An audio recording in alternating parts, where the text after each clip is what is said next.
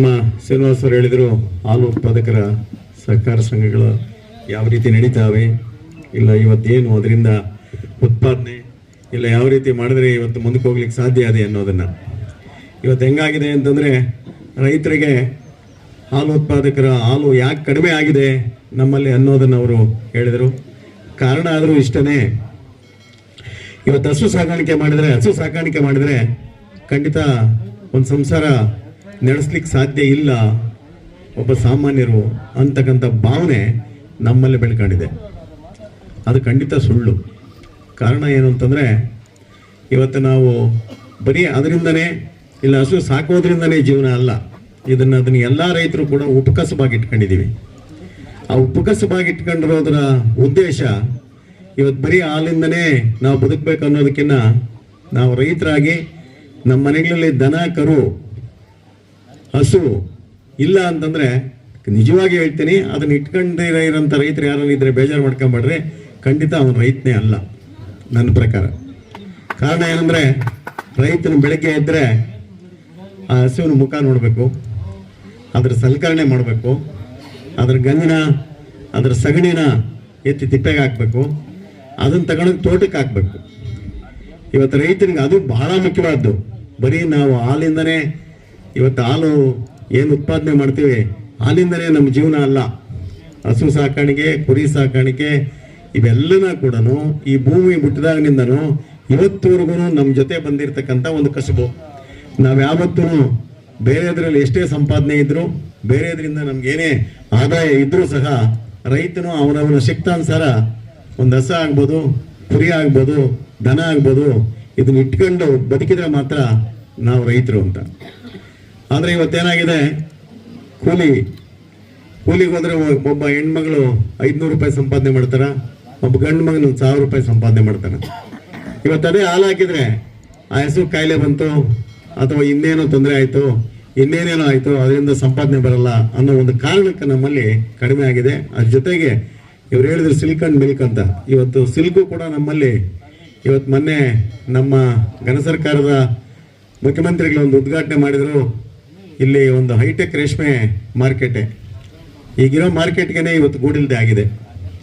ಕಾರಣ ಏನಂದರೆ, ಆಳುಗಳ ಕೊರತೆ ಇದೆ. ಇವತ್ತು ರೇಷ್ಮೆ ಸಾಕಾಣಿಕೆ ಮಾಡೋದು ಹಿಂದಕ್ಕೆ ಹೋಗಿದೆ.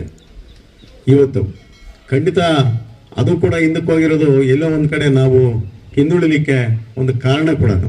ಕಾರಣ ಏನಂದರೆ, ಕೊರೋನಾ ಇರ್ಬೋದು, ಅದಕ್ಕಿಂತ ಹಿಂದಿರ್ಬೋದು, ಬೇಕಾದಷ್ಟು ಕ್ಷಾಮ ಬಂದಾಗ ಕೂಡ ಕೋಲಾರ ಮತ್ತು ಚಿಕ್ಕಬಳ್ಳಾಪುರ ಜಿಲ್ಲೆಯವರು ಯಾವತ್ತೂ ಅಂಜಲಿಲ್ಲ. ಆ ಕೊರೋನಾ ಟೈಮಲ್ಲಂತೂ ಎಷ್ಟೋ ಜನ ಊರುಗಳು ಬಿಟ್ಟು ಇಲ್ಲ ಇನ್ನೇನೋ ತೊಂದರೆಗಳು ಸಿಕ್ಕಾಕೊಂಡು ಹೋಗಿದ್ದ ದಿನಗಳಲ್ಲಿ ಕೂಡ ನಮ್ಮ ಚಿಕ್ಕಬಳ್ಳಾಪುರ ಮತ್ತು ಕೋಲಾರ ಜಿಲ್ಲೆಯಲ್ಲಿ ಇವತ್ತೇನು ಹಸು ಸಾಕಾಣಿಕೆ ಇರ್ಬೋದು, ಸಿಲ್ಕ್ ಇರ್ಬೋದು, ಇವೆರಡರಿಂದ ಜೀವನ ನಡೆಸ್ಕೊಂಡು ಇವತ್ತು ಸದೃಢವಾಗಿ ನಿಂತ್ಕೊಂಡಂಥ ಜಿಲ್ಲೆಗಳು. ಆದ್ದರಿಂದ ಇವತ್ತು ಹಾಸನ ಜಿಲ್ಲೆಯವರು ಭಾಳ ಇವರು ಹೇಳ್ದಂಗೆ ನಾವು ಕೋಲಾರ ಚಿಕ್ಕಬಳ್ಳಾಪುರ ಎಷ್ಟು ಹೋಗ್ತಾ ಇದೀವೋ ಮುಂದಕ್ಕೆ ಏನೋ ಹಾಲಲ್ಲಿ, ಇವತ್ತು ಹಿಂದಕ್ಕೆ ಬಂದು ಹಾಸನ ಜಿಲ್ಲೆಯವರು ಮುಂದಕ್ಕೆ ಹೋಗ್ಯವ್ರೆ ಅಂದಾಗ ನಮಗೆಲ್ಲೋ ಒಂದು ಕಡೆ ಹೌದಾ ಇಂಥದ್ದು ಒಂದು ಆಗ್ತಿರಕ್ಕೆ ಸಾಧ್ಯನಾ ಅಂತ ಅನಿಸ್ತದೆ. ಕಾರಣ ಏನಂದರೆ, ಈ ಜಿಲ್ಲೆಗೆ ನಾವು ಅದನ್ನೇ ನಂಬಿ ಬದುಕಿದ್ದವರು.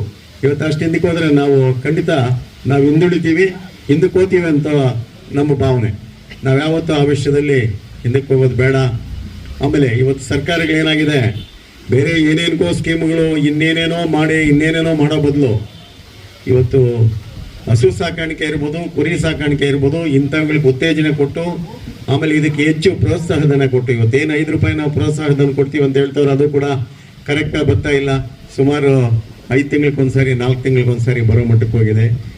ಅದನ್ನು ಇವತ್ತೇನು ಕೊಡ್ತಾವ್ರೆ ಅದನ್ನು ಇನ್ನಷ್ಟು ಮಾಡಿ 10 ರೂಪಾಯಿಗಳು ಪ್ರೋತ್ಸಾಹಧನ ಮಾಡಿ ರೈತನಿಗೆ ಅದರಿಂದ ಆದಾಯ ಬರ್ತದ, ಪರವಾಗಿಲ್ಲಪ್ಪ ಇದರಿಂದ 4 ಕಾಸು ಬರ್ತದ ಅನ್ನೋ ಮನವರಿಕೆ ಆಗಬೇಕು.